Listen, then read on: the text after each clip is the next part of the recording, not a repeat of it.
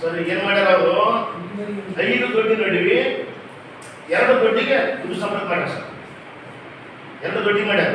ಇವೇನು 3 ಎಸ್ಟಿಮೇಟ್ ಅದಾವಲ್ಲ, ಇವ್ರು ಕೆವಲೇ ಕೆಲಸ ಮಾಡಿಲ್ಲ. ಇವ್ರಿಗೆ ಆದಂತ ಕಂಬ ನಾನು ಹೇಳೋದು, ಇಲ್ಲಿ ಏನೈತ್ರಿ, ಉದಾಹರಣೆಗೆ ಕಡೆ ಒಂದು ದೊಡ್ಡಿಗೆ 26 ಕಂಬ, ಇಲ್ಲಿ 26 ಕಂಬ ಹಾಕ್ಬೇಕು, ಒಂದು ಟಿಸಿ ಹಾಕ್ಬೇಕು, 22 ಟಿಸಿ.